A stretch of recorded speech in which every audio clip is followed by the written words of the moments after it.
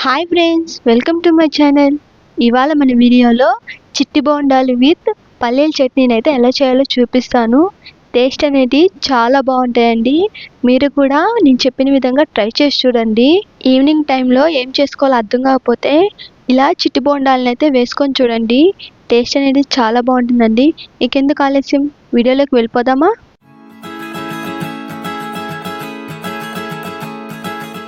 చిట్టి బోండాలు చేయడానికి ముందుగా ఆడించి పెట్టుకున్న బియ్యపిండిని అయితే తీసుకున్నాను. నేను ఇక్కడ వాటర్లో గ్రైండ్ చేసిన బియ్యపిండిని అయితే తీసుకున్నాను. మీరు ఇలా గ్రైండ్ చేసిన బియ్యపిండినైనా లేదంటే పౌడర్ బియ్యపిండినైనా తీసుకోవచ్చు. ఈ బియ్యపిండిలోనే సన్నగా తరిగిన 2 ఆనియన్స్ అయితే వేసుకోవాలి. అలాగే సన్నగా తరిగిన పచ్చిమిర్చిని కూడా వేసుకున్న తర్వాత అందులోనే సన్నగా తరిగిన కొత్తిమీర కరివేపాకుని అయితే వేసుకోవాలి. కొత్తిమీర కరివేపాకు వేసుకున్న తర్వాత 1/2 టేబుల్ స్పూన్ సాల్ట్ని అలాగే చిటికెడంతా సోడా ఉప్పునైతే వేసుకోవాలి.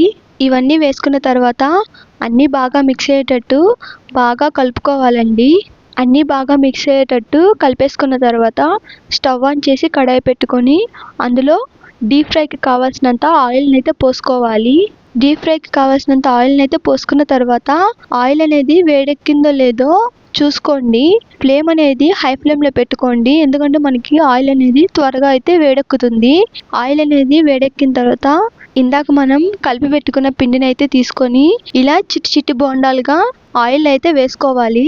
ఫ్లేమ్ అనేది హై ఫ్లేమ్లో పెట్టుకొని ఈ చిట్టి బోండాలను అయితే వేసుకోండి. అప్పుడే మనకి బోండాలు వేసిన వెంటనే పైకైతే తేలుతాయి. ఈ చిట్టి బోండాలు వేసేటప్పుడు ఆయిల్ దగ్గర కొంచెం జాగ్రత్తగా ఉండండి, ఎందుకంటే ఆయిల్ అనేది పైన పడకుండా నేను చూపించిన విధంగా అయితే ఈ చిట్టి బోండాలను వేసుకోండి. ఇలా నేను చూపించిన విధంగా వేసుకున్న బోండాల్ని ఫ్లేమ్ అనేది హై ఫ్లేమ్లో పెట్టుకొని ఈ బోండాలను అయితే బాగా ఫ్రై చేసుకోండి. అప్పుడే మనకి ఈ బోండాలు త్వరగా అయితే ఫ్రై అయిపోతాయి.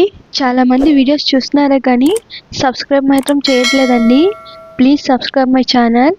అలాగే మీకు ఇంకా ఎలాంటి వీడియోస్ కావాలో కింద కామెంట్ సెక్షన్లో అయితే కామెంట్ చేసేయండి. ఇలా ఫ్రై అయిన బోండాల్ని ఒక ప్లేట్లో అయితే పెట్టేసుకోవాలి. ఇలా నేను చూపించిన విధంగా మిగతా పిండిని కూడా ఇలానే బోండాలు అయితే వేసేసుకోవాలి. చిట్టి బోండాల్ని తయారు చేసి పక్కన పెట్టేసుకున్న తర్వాత ఇప్పుడు పల్లీల చట్నీ ఎలా చేయాలో చూపిస్తాను. ఇప్పుడు మళ్ళీ స్టవ్ ఆన్ చేసి కడాయి పెట్టుకొని అందులో కాస్తంత ఆయిల్ని అయితే పోసుకోవాలి. ఆయిల్ అనేది వేడెక్కిన తర్వాత అందులోనే 1 కప్పు పల్లీలను అయితే వేసుకోవాలి.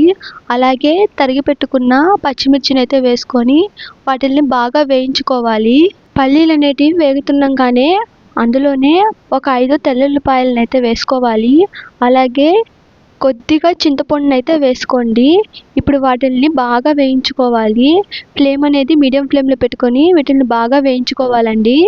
ఇప్పుడు కొద్దిగంత ఉప్పునైతే వేసుకొని స్టవ్ ఆఫ్ చేసేయాలి.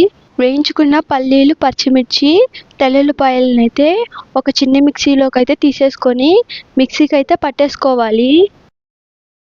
ఇలా మరీ మెత్తగా కాకుండా మరీ బరకగా కాకుండా ఇలా నేను చూపించిన విధంగా అయితే మిక్సీకి అయితే పట్టేసుకున్న తర్వాత ఇప్పుడు పోపు కోసం ఫ్లేమ్ అనేది సిమ్లో పెట్టుకొని ఒక కూరగంటలో అయితే ఆయిల్ పోసుకొని పోపు దినుసులు అయితే వేసేసుకోవాలి.